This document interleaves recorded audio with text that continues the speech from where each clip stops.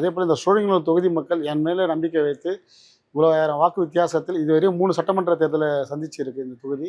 4வது சட்டமன்ற தொகுதியில் நான் நிற்கிறேன்.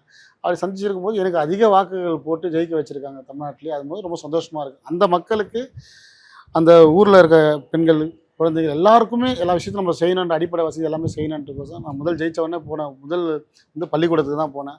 பள்ளிக்கூடத்துக்கு போனேன். கழிவறைகள், லைட்டு, ஃபேன் இது மாதிரிலாம் இல்லாமல் இருந்து அதெல்லாம் என்னால் முடிஞ்ச அளவுக்கு சீர் செஞ்சு ஓரளவுக்கு அதை நம்ம பண்ணி வச்சுருக்கோம். 2வது பார்த்திங்கன்னா அது அங்கங்கே தண்ணி வரலன்னு பார்த்தா ஒரு சில மாற்றுக் கட்சியினர் சேர்ந்து நைட்டில் போயிட்டு இந்த ஆஷா பிளேட் எடுத்து அந்த குழாவை அறக்கிறது, நம்ம தண்ணியை போகிறது, இது மாதிரிலாம் நிறைய விஷயங்கள் நடக்குது. 2 பேரும் பார்த்தா ஸ்பீஸ் கேரியரை பிடுங்குறாங்க. இந்த மாதிரிலாம் நம்ம செய்தி வேலை பார்த்துட்ருக்கோம். இது மாதிரிலாம் தொடர்ந்து அச்சுறுத்தல் இருக்குது. ஏன் காரணம்னா, நாங்கள் தலைவர் சிஎம்மாக இருக்கார், நான் ஒரு தொகுதியோட எம்எல்ஏவாக இருக்கேன். எனக்கு கீழே இருக்கவங்க எல்லாருமே கவுன்சிலர்ஸ், சேர்மன்ஸ்லாம் வந்து டிஎம்கே சார்ந்தவர்களாக இருக்காங்க. நம்ம ஒரு வேலையை சொன்னால் அவங்க அந்த வேலையை ஸ்டாப் பண்ணுறாங்க. இந்த மாதிரி தொடர்ந்து தமிழ்நாடு முழுவதும் இந்த சர்ச்சைகள் இருக்குது.